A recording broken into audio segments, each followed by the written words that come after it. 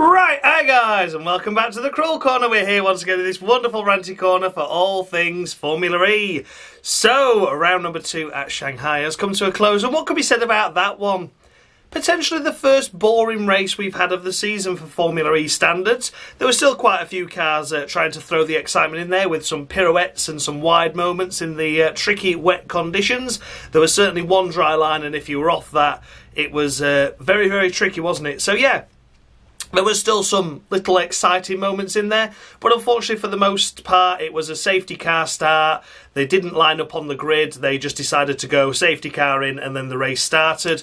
So everyone was line astern, and that's pretty much how it stayed. So if you've seen this series before, I award the drivers have a maximum of 10 points based on their overall race weekend's performance, and I go all the way down to 0 if they have a particularly bad one. Take a look at the bonus points. They're sometimes an offer if some drivers do something extra special during a race, and on the rare occasion I do award minus points those drivers do something extra special, but for all the wrong reasons. Let's take a look at the current Cruel Corner standings then going into this episode. It's on the screen now for you to take a look at and have a look and see where your favourite driver is, and based on how they went this weekend, how they went this race in particular, can you see them going up the order? Can you see them tumbling down slightly? We've got a really big pecking order. Ollie Roland had a comfortable gap which is now closing, it must be said. Do you think that gap will extend or reduce further? Let's find out.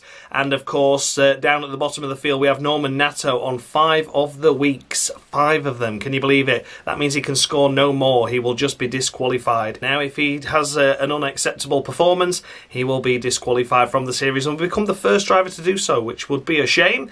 Yeah, further up the field and down the field there's a lot to play for, isn't there? So without further ado, let's get stuck in. So let's kick things off with the race winner then, shall we? It is of course Nick Cassidy in the mighty Jaguar this particular race. Jaguar have been nowhere all season long. Yeah, Mitch Evans had a win in the first round of the season. We saw a podium for Cassidy at Monaco. But aside from that, this season for Jaguar has been relatively futile, hasn't it? It doesn't matter what they did, what they've been doing, there's been nothing coming their way, except for today. So the duels were cancelled due to the heavy rain, so we managed to just line up the grid based on how they'd qualified within the groups and who set the fastest time, set the grid up. That, of course, then meant that Nick Cassidy was the pole position and pole starter. Of course, they had a safety car for a few laps, and the safety car peeled in.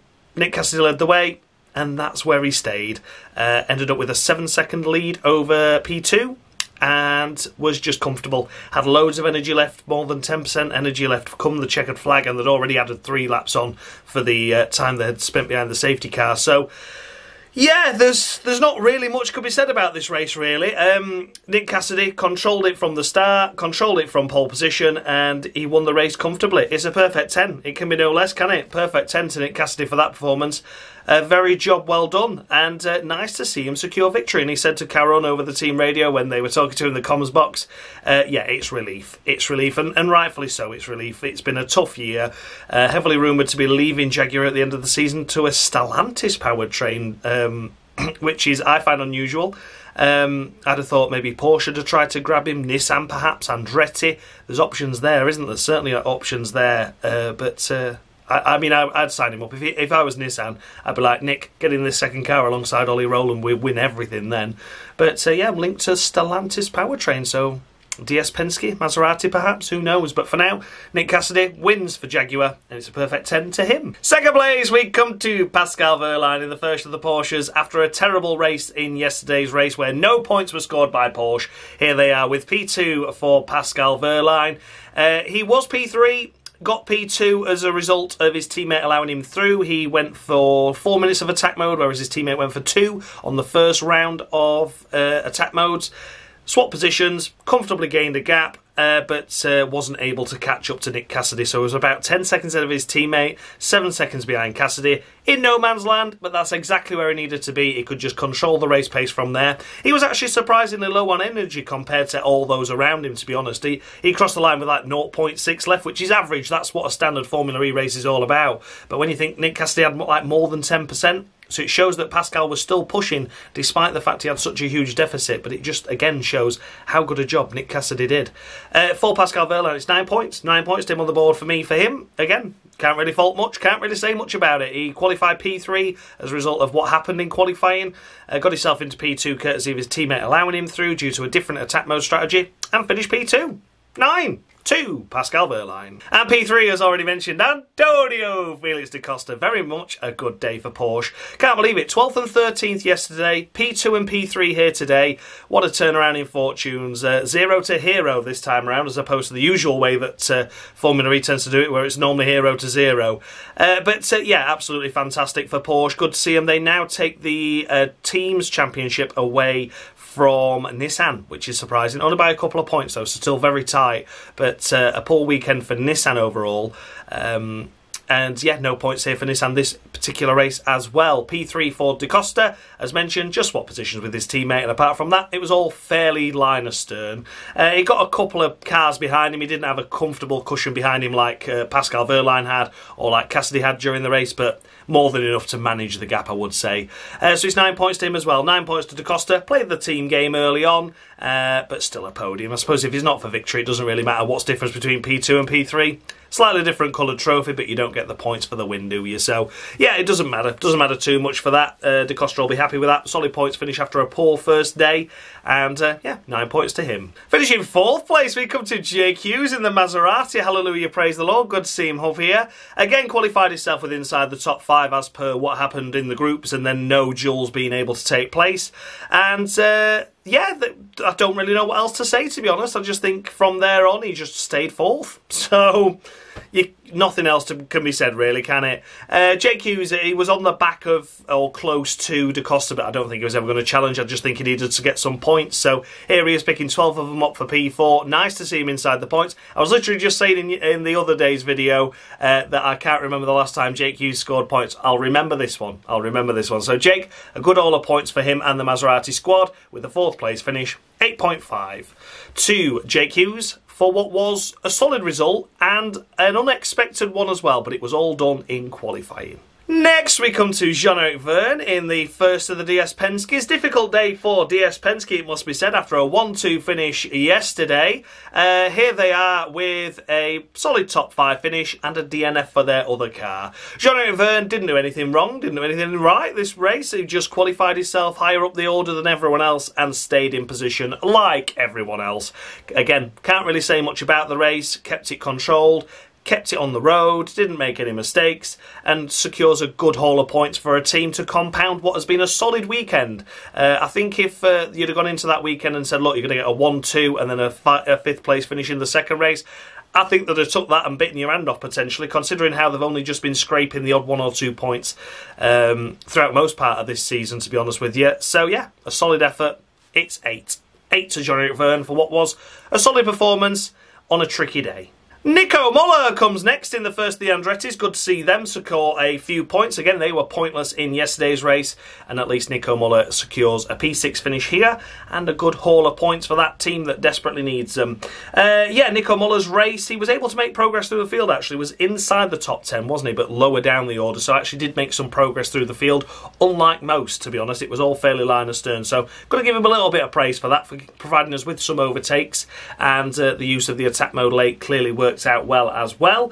Nico Muller's 8.5 from me. Again, not much to say about the race overall. It was very much line astern, as I'm going to continue to say for pretty much every driver, but Nico Muller was one that gained a few places and gave us a little bit of something to watch on the onboard. So yeah, nice effort, Nico Muller. 8.5 to you. Next up, we come to Stoffel Vandoorne in the second of the Maseratis. Both Maseratis well within inside the top 10 here, which is nice of them, and nice to see, to be honest. A good haul of points. That's a solid haul, that. A P4 and a P7 finish. 18 points. Good effort indeed.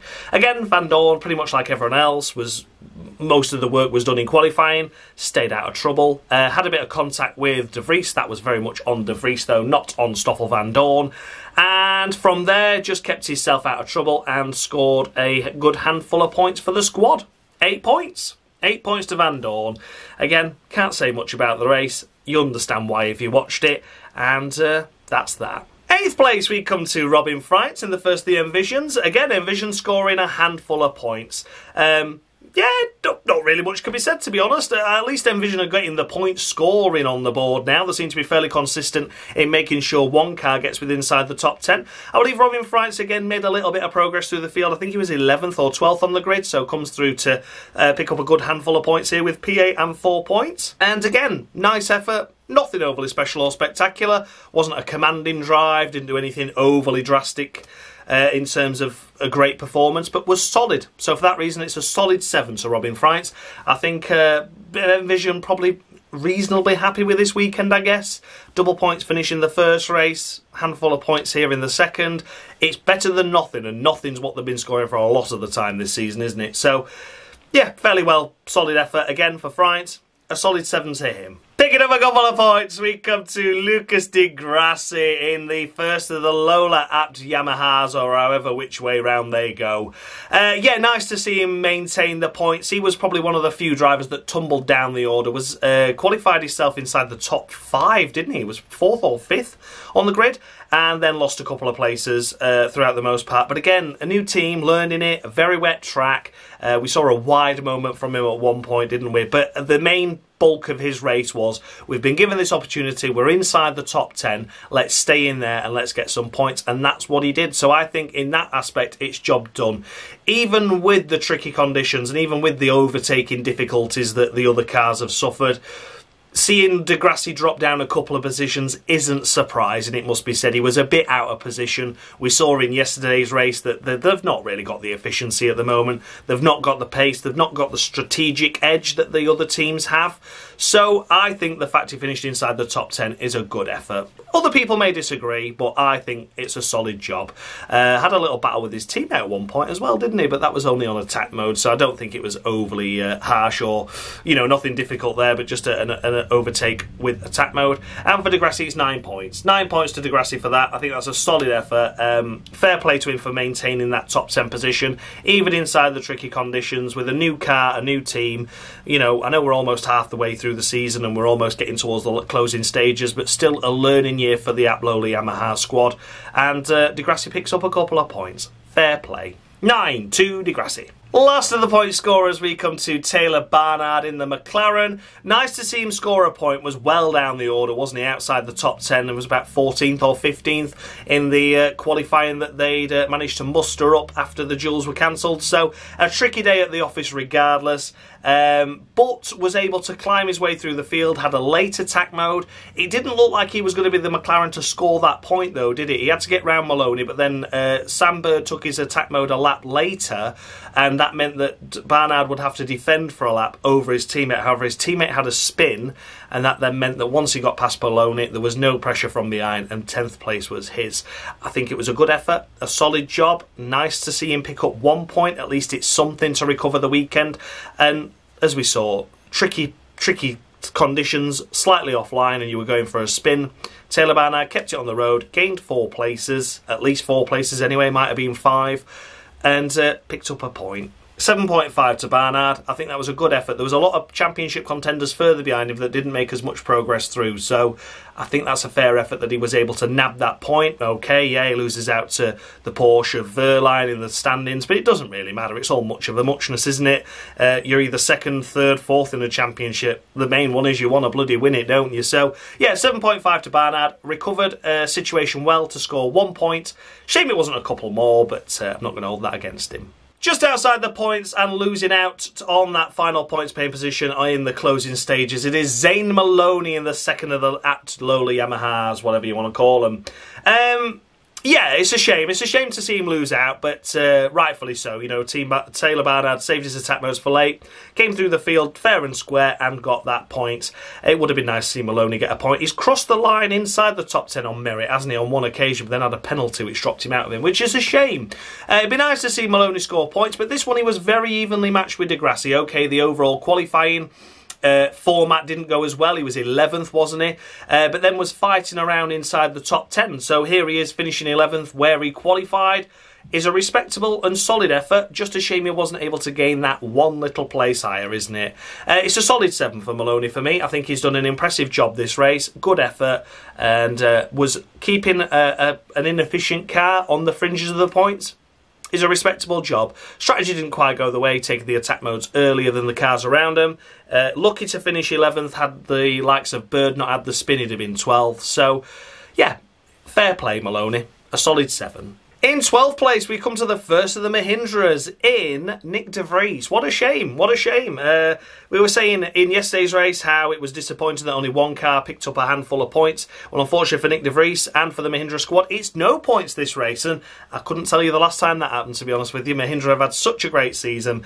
This race didn't go their way, unfortunately. Qualifying wasn't great, it must be said, and then in the main race itself, de Vries maybe could have scraped a point, but he had a spin, didn't he? He had a spin later on in the closing stages of the race, and also, unhelpfully, had a little bit of contact with Stoffel van Dorn as well, which, you know, it was all much of a muchness. Took his attack mode really early and only got to 10th, and then obviously we're going to be a sitting duck all along from there, but maybe without the spin, maybe without the dramas, there was maybe a point in it, but it's 4 from me for de Vries.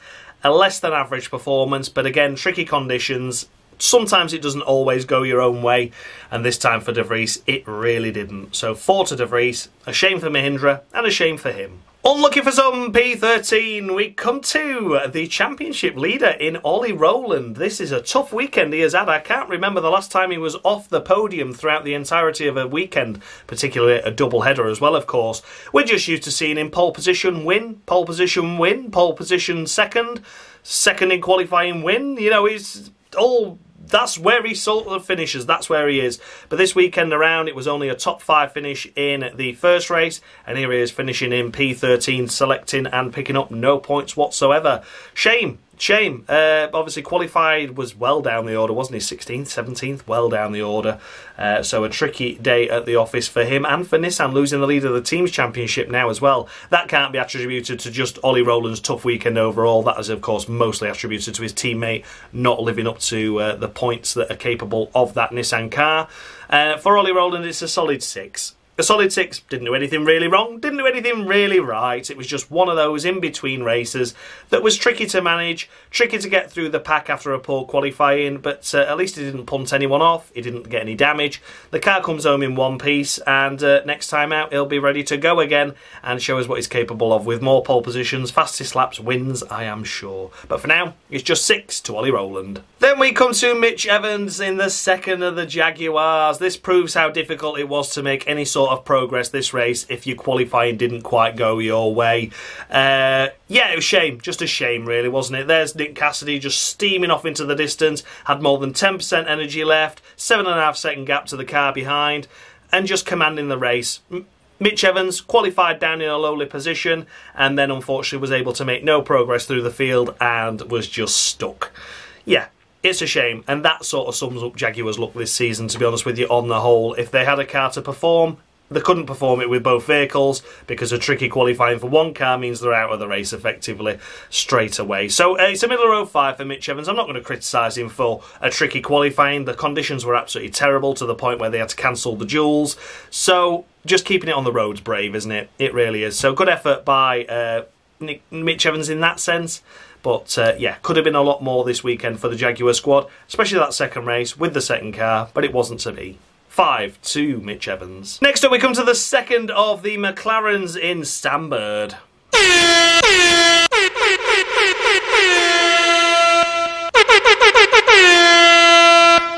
And there we have it. There we have it, I'm afraid.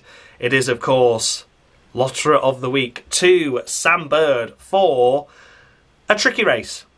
A tricky race. That spin at the end, had he not had that spin, he'd have got that point, and it's as simple as that. So he'd have been P10. Could have maybe been fighting for P9 with the Degrassi, who knows. He had a minute and a half left of attack mode, and then got onto the slightly wetter part of the track, just as you end Sector 1, about to enter Sector 2, and went for a good old spin and tumbled down the order as a result. So yeah, points were possible today for Bird, and he didn't deliver, sadly, which is a shame. So it has to be an of the week for that reason. Sam's had a tricky season. That 1 point could have given him a little bit of a boost there, to be honest, because it looked like there were only ever going to be one McLaren car scoring points, and it could have been him, but it didn't end up being that way due to an unfortunate spin. Sad to say, but it has to be an of the week to Sam Bird. Next up we come to Dan Tinkum in the first of the Kiro Pro Status Cupra Pros. Don't break my heart, my achy breaky heart. Tough one. tough one really. Look at what happened in the last race. He was so far down the order but was able to make his way through. This time around was at the back and not able to make his way through at all. The tricky conditions, as always, as mentioned, with every other driver meant it was pretty much line astern and no progress was able to be made. He had a pirouette as well and a spin in the mid stages of the race, tumbled down from like 18th to last of the runners, but it didn't really matter, to be honest. And here he is collecting a top 15 position or whatever we're talking about. Great. It's a 3. 3 to Dan Tinkum. A shame, really. He's had really good run of form these last few races. Had his qualifying just gone a little bit better. I'm sure the race pace could have got better as well, but just one of those things. Next up is Jake Dennis in the second of the Andretti's. Here he is well down the order as well. Once again, poor qualifying and performance means he can't make progress in the race and he's stuck down lingering at the back. It's 4 points. 4 points to Jake Dennis. I didn't think we saw he had a spin like we did with the likes of Sam Bird or Dan Tinkum, so I don't want to be overly critical of him, but at the end of the day his teammates inside the points there and did make a little bit of progress up the field, so maybe, you know, Dennis could have done the same, should have done the same perhaps, who knows, but I think once you're outside that top 15 window, points were pretty much impossible. 4 to Jake Dennis. And that's that. Next up we come to Sebastian in the second of the Envisions. This is very much an Envision sort of position to finish. Once again his teammate inside the top 10, Buemi nowhere. Again, don't want to be too overly critical of them all though. It's a shame that the qualifying was shortened and it was very wet, very tricky. And it's a shame that the race didn't have a standing start because it could have meant a lot of shuffling of positions. They'd have been a lot closer on the restart as well, of course. And yeah, it's a shame that that happened. But it's 3 to Buemi. I don't fully hold the drivers responsible for this race, to be honest with you. It was just a bad set of circumstances and some drivers just didn't get the lap in, and that's that, you know, that's life at times. So I don't want to be overly critical giving every single driver that had a poor qualifying of the week, but I do have to mark them down compared to the drivers that did get something out of the race ultimately, and that's why it's 3 to Buemi. Not overly critical. Didn't think he did anything overly wrong. It's just that the race was over before it really began.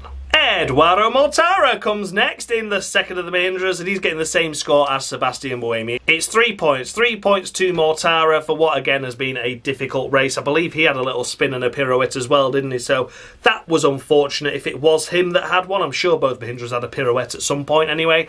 Yeah, shame to say, shame to see it, but it did happen unfortunately, and yeah, he was qualified down towards the back anyway, so unfortunate that. 3 to Mortara, nothing really else can be said. Next up we come to the second of the status quo, Kiro, quid pro quo, don't break my heart, my achy breaky hearts, in David Beckman.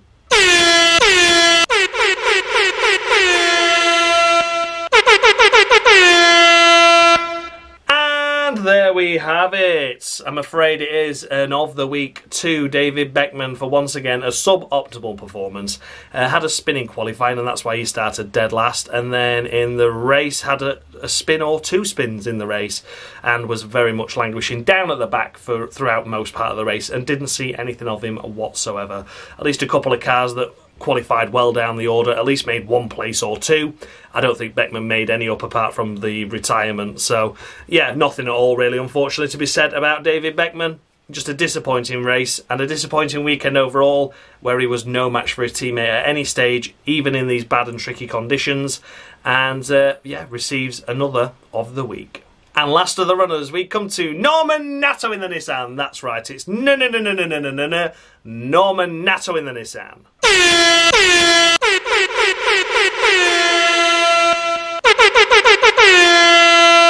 And there we have it. Unfortunately, I am not able to give another Lotterer of the Week to Norman Nato, so it has to be a disqualification. The first disqualification on the series, I am afraid, for Norman Nato. A poor performance, last of the runners, no pace whatsoever in the race, no progress through the field. In fact, I think he fell backwards compared to where he qualified, and it has to be a disqualification. I've let him off so many occasions. You probably think it might be harsh to do it at a circuit where I've just been mentioning about all the other drivers, tricky conditions, only really one line. The fact it was a safety car start was tricky for everyone and made overtaking difficult. I get that, but there was probably earlier opportunities in the season that he should have already been at this stage of 5 warnings and already been disqualified. So the fact he got this far, is probably a credit to me being a little bit generous at times. I absolutely love Norman Nato, and this is what's the frustrating thing. And we've seen some impeccable performances throughout his career in Formula E, in Andretti last season, in Nissan a couple of seasons ago, at Venturi. You know, we saw some really great drives from him. And this season, it's just not come together. I was singing his praises in the first race yesterday about how great it was and how he could have had more from the race, but this time around, it's just back to absolutely nothing again. And I think I've only really been able to sing Norman Nato's praises 2 or 3 times throughout this entirety of the season. Shame, really big shame. That Nissan team should be walking away with the team's championship if they had a driver that was alongside Roland to score half the points of what Roland scored. I'm not even saying score the points that Roland has scored, just even half of them, they would be miles ahead in the team's championship. But as it is, they've just lost the lead of the team's championship because they've only got one of those cars scoring points for throughout the most of the season. So yeah, huge shame to Norman Nato. It's not a disqualification in particular for just this race itself, but it's just an accumulation of the poor results that I've let slide throughout the season. This one's another poor performance that should have been better. Even if it wasn't points, he should have still been where his teammate was and not last to the runners behind David Beckman, who I think had 2 spins that race. So yeah, very poor performance once again from Norman Nato. And Norman, I still love you, mate, if you do watch these videos. I'm sure you don't. I'm sure none of you do. But yeah, I just have to abide by my own rules, and it's a disqualification, I'm afraid. And then last but by no means least, we come to the only DNF in the race, which is Maximillian Gunter from hero to zero. Sadly, no fault of his own this time around. Got himself inside the top 10 in qualifying, and then in the race itself was running round inside the P7, P8 area, and then his car broke down. Unfortunately, the car went red. It said brake urgent on the dashboard, so I'm not sure what that meant. He got no brakes, I don't know. But either way, the car was kaput, and he had got no brakes and no safety. The car wasn't safe. It was red. He put it down in escape road at turn 10. We had yellow flags for about a couple of laps. We were questioning whether we're going to be red flagging it. We saw, of course, with Maxi Gunter in Tokyo, and we also saw at the first round of the season in India, was it, with Jake Dennis as well, that his car went red and we had to have a red flag for that reason. But fortunately, the control hold delete in the escape road, which turned the car green, which meant that Gunter was able to jump out. Marshals were able to attend to the car. And we didn't have any further dramas, which is good. We didn't need a stoppage in a race like that, particularly with the conditions as they were. It just wouldn't have been good. So, yeah, good effort by Gunter there to get it down an escape road safely and then manage to reset the car to be able to put it into a safe retirement, I guess. So yeah, that's that for Gunter, and it's 4 points. Now, a maximum of 5 a retirement can score. I think 4's fair based on what I've given the majority of the lower half of the field. I'm sure Gunter would have probably ended up P7, P8 in the race, which I would have awarded him about a 7 or 8 for. So yeah, I think 4's fair for a retirement considering what the majority of the field got. And there we have it. Those were the runners and riders of Shanghai, race number 2 at China. Let me know down in the comments section. Do I score any drivers too high, any too low? The updated standings with the scores I've just awarded are on the screen now for you to take a look at. And there you can see Norman Nato, the first disqualification of the series, sadly. It is a shame to disqualify him, but it has to be done. He's just not matching his teammate at all. And Nissan's expectations of him would have been a lot higher than this, as well as his own. His own expectations would have been a lot higher than just finishing a couple of points finishes here and there, and his teammate romping away with the driver's standings. So yeah, has to be penalised for that. A disqualification had to come at some point. David Beckman racking up the of the weeks now as well. Some other drivers doing really, really poorly, but for the most part, most drivers are doing a good job with the equipment they've been given. And it's nice to see Degrassi get a couple of points and be rewarded with that. Cassidy, nice to see him finally get a win as well. That boosts him up the standings a little bit with those 10 points. And yeah, Ollie Roland still out ahead in the actual driver's title, as he is in the constructors, and of course as he is here in the Cruel Corner standings. But yeah, we'll see how that catches up, because any difficulties, you know, I'll quickly mark them down. A massive thanks as always goes out to JW97, Joe, of course, of JW Talks Motorsport, for providing me with the scoreboard that you see on your screen, for the driver icons in the corner of your screen as I talk about them as well. Thank you so much, buddy. Without you, this series was more pointless than it already is. So I will see you all again in a couple of weeks' time. The moving thick and fast, I tell you.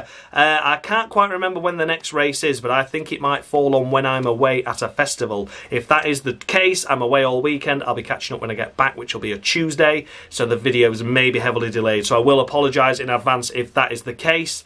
Yeah, I'll see you all soon anyway. See you all soon. Thank you so much for watching, guys. Thank you as always for the love and continued support with this series, and I'll see you all again very soon. Thanks a lot for watching, guys, and as always, much love.